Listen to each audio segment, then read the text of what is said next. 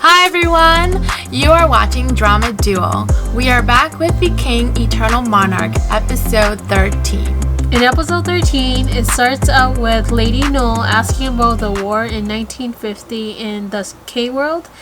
And Lady Noel kind of explains to Taeul that like how she got into the Sea World. And she says to Taeul that since there was war in the K-World, Lady Noel was she didn't have any siblings or parents because they died because of the war. And the person who took Lady Noel to the Sea World is I think it was Lee Gong's grandfather named King Haejong. Yeah, he took her to that world, and first he asked her if like she wanted to go to a world where there is no war. So then, since Lady Noel doesn't have anybody left, she agreed and went with the king, and that's how she ended up in the Sea World. So then, after Lady Noel was done explaining, Taeul sadly tells Lady Noel that after the war, Korea was split in two, so there's South and North Korea. It jumps back to a scene between Lee Gong and the Prime Minister, where Prime Minister confronts to Lee Gong about the queen position and saying that she wants to do everything she can to get that position because Lee Gong has everything and all he wants is love. While they're talking, like lightning, thunder strike stuff happen, and then bam, you see like this lightning scar or whatever on her neck, and Lee Gong's like, oh shit, this bitch has crossed the world. Like, Yep. What the fuck? So he already knows that Prime Minister is probably working for Lee Lam, and Lee Gong see that scar on her. She just leaves out his office or his place, and then Prime Minister meets up with Taeul in the hallway, and Taeul confronted her saying that I know you went to the other world because I know you did not just go there to go buy shoes. What did you do? And Prime Minister was like, the only time I remember seeing you was at that one building in Busan.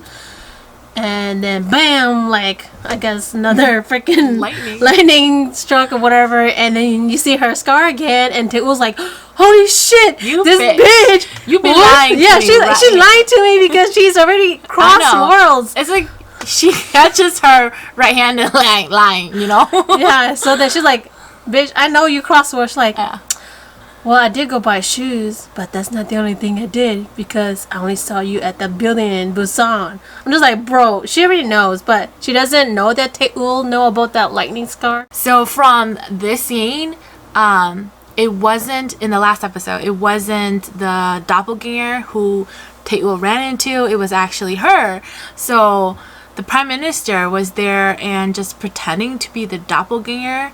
And I think, like we discussed, that she must have purposely tried to run into Taeul to see how Taeul reacts, I guess. But I guess Taeul was smart enough to catch on that, oh wait, that's Prime Minister. There's a scene in this episode where Unsop is in the hospital and he's like sleeping, and then we see a bad guy come into his room and like injects something into his water bag. But luckily, Unsop wasn't sleeping. He was just pretending. And he wakes up and points a gun at the bad guy's head. And then we get a flashback of Unsop that he actually found under a table in his like hospital room, that like the bad guys were bugging him and like listening to his conversation and everything. So he was like pretending, and they set up the whole scene to catch the bad guy. While they caught the bad guy and everything, Lee Gong came to his room too, and they were going to discuss about something, I forgot. But then lightning strikes, and freaking Lee Gong's like, oh, my bag, but Unsop, he just got scared by the lightning and just like held onto freaking Lee Gong. And so Lee Gong's like, wait, what the hell? Like, you're not experiencing the pain as well? And he's like, no. He's like, what are you talking about? Yeah. He's like, I'm too young to experience pain for like during lightning storms or whatever, Lee Gong thinks of a new theory now that he saw that Unsop is not experiencing the same lightning pain as him.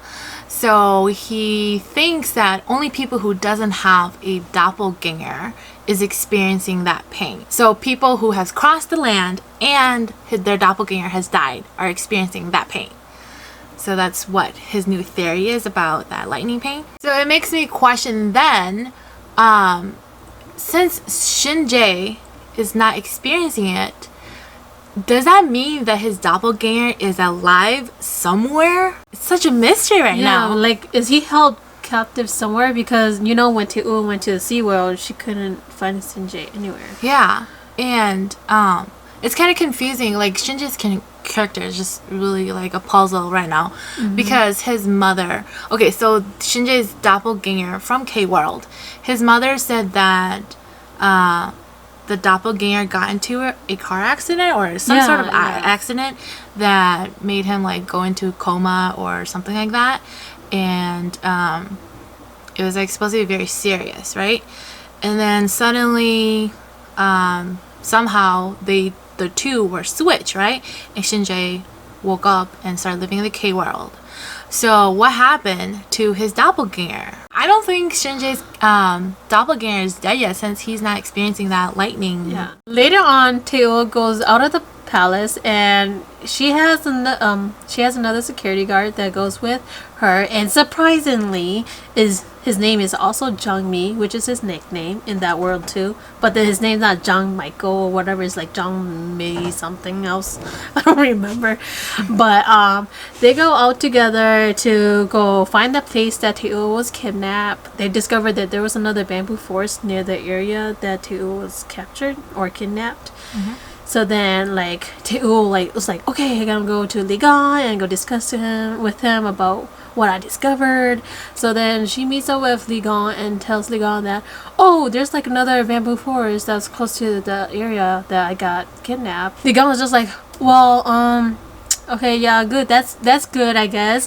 But you know, because I think Teul's idea was like we should have people surround that bamboo forest and like capture Li Lim, but then Ligon was like, I don't think that's a good idea because now time is gonna stop for an hour and pretty much all those people get like killed. And then Teul was like, oh, you're right, because the only person that can move with that time being stopped is you and Li Lim. Also, one of Ligon's theory was that he wants to go get the flute from Li Lim and have it, I guess, together so that it'll fix like the time that's being messed up. Teul, Unsub, and Ligon finally returns back to the K-World. And while they're passing the road of thunder and lightning, Teul plants more seeds because she has faith that it will somehow freaking grow. But Ligon has a new theory about that area, and it is that non-living objects will float while living things and objects, I guess, sinks, or like gravity pulls it down to the ground. And this theory doesn't make sense because, you know, they're all wearing clothes and stuff, you know? So shouldn't all that clothes be like floating around? Teul goes back home and she sees her father like talking to these stupid high schools who are smoking, and like she runs and hugs him and she's like, I miss you so much, I almost died this time, and whatever. And her father's like, what are you talking about? Like, I see you every day and you like message me every freaking day, like what are you talking about? So Teul is like, wait, what the fuck? I've been gone. At this moment, she's like, holy shit, my doppelganger has been hanging around you and is in the K-World. Right after this scene, Shinji runs into Luna, and like they had a moment where Luna like just like looked at him and then suddenly they kiss him, and he's like, whoa, like what the heck is going on? Because I know Teul would not do this to me because she's so in love with Ligon, you know. She runs off, and then I think he was gonna chase after her, right? Yeah, he was trying to follow her. Yeah, but then like Teul comes and she's like, yeah, I was trying to check my phone and I found that it's somewhere here. And then Shinji just looked at Teul, and he was just confused because he's like, I just saw you, but like, what the hell just happened, you know? We're wondering, like, why the hell did Luna just suddenly, like, kiss him, right? Mm-hmm. What if she knew Shinjae's doppelganger and she was, like, in love with him? Oh. That was my theory. I don't know, it's Guess. out there, but I don't know. Because we don't know what happened to Shinjae's doppelganger. We get a flashback of Lee Gon meeting up with the Prime Minister's advisor. And we learn a little bit more about the advisor's job and what he does. So his job is to dig up dirt on rich politicians and, you know, just rich people in general. And so we also learned that the advisor is actually from the Prime Minister's ex-husband's company. This is the ex-husband's answer to his question, like, are you going to be loyal to your ex-wife or are you going to save your company? So by giving him that flash drive, the ex-husband, of course, is choosing to save his company and throw the Prime Minister under the bus. The advisor tells Lee Gon that what's on the flash drive is like evidence that shows that the Prime Minister is whatever activity she's doing is treason. And he tells Lee Gon that, you know, you should have more security in your palace because she actually has recordings of your voice in some of her, like, her things that she has been, like, gathering. With that, Lee Gon releases a recording of the Prime Minister when she went to meet up with her ex-husband. And so with that, there's a lot of backlash on her, and the Prime Minister actually, she gets kicked out of office. When they came to kick the Prime Minister out of her office, she proudly say that, I don't need anything, I just need these shoes. And so she takes off her shoes and she puts on the shoes that she bought from, Which is ugly. she put on the ugly shoes that she brought from K-World, and then she, like, walks out.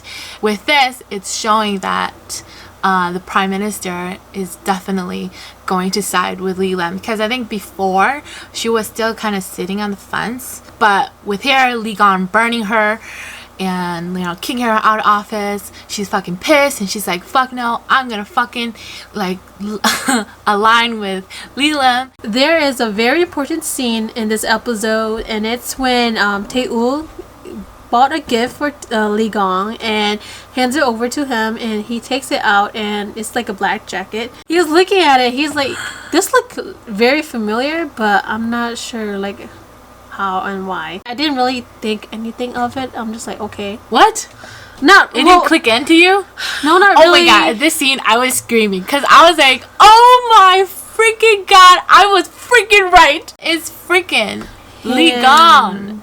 It was him. He is his own savior. Yeah, he was the freaking mysterious hero. Now that Tae-ul is in the K-World, she asks Shinjae to go with her to investigate and to find out if Prime Minister's doppelganger is still alive or if she's dead, right? Tae-ul then gets a call and has been told that Prime Minister's doppelganger has been reported missing. Shinjae also gets a call, and they found that the fingerprints belong to this guy who robbed the care center that Lee Lim's doppelganger died in. And they sent him a photo, and of course it's Lee Lim's henchman. So they both go there to the center, the care center, and there's a scene while they're searching, like, around the whole building of Shinjae, how he found a mysterious room, and he goes in there and he's able to, like, get in there with the master key that he took from that bitchy director. He gets in there, but the scene just cuts there and it doesn't go back at all.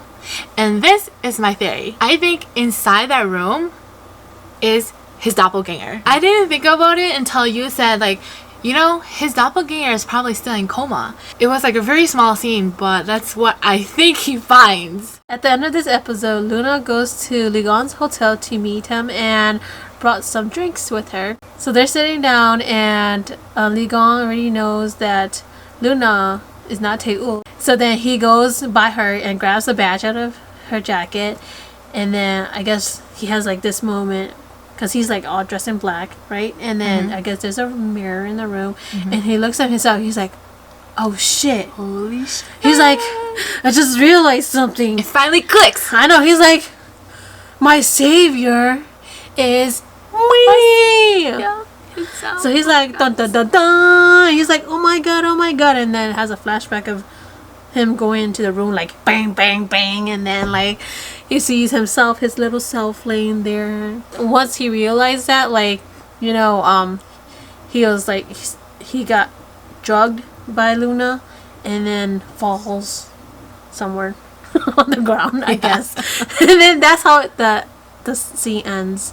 Our last question for you guys is, since the drama is kind of coming to an end and it looks like soon Ligon is gonna put the flute back together, what would you guys do if you guys have the flute and just like not half of it but the whole flute? What would you guys do with the flute? So we're gonna have C answer that first. I want to travel back and forth between the two worlds, you know, and probably have world peace because I don't like war. World peace. Yes, like the world is shit right now. If I have the flute, I will create a travel agency that takes people like back and forth, you know, earning money from that. I will introduce the whole idea of the parallel universe to the whole world. And since I have the key, I will like be the master of the key. Yeah, and, but you like, know, create a whole business. bad people's gonna come after you and kill you for that.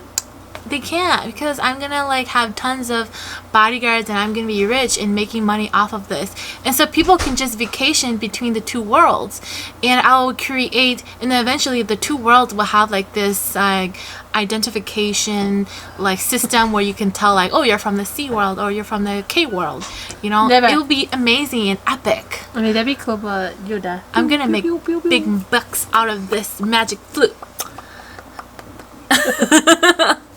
And probably create chaos again. So comment below and let us know what you guys would do if you guys had the magical flute. That's all we have for you guys today. Remember to like and subscribe and ring the bell for notifications for our new videos. Thank you for watching. Bye! Bye!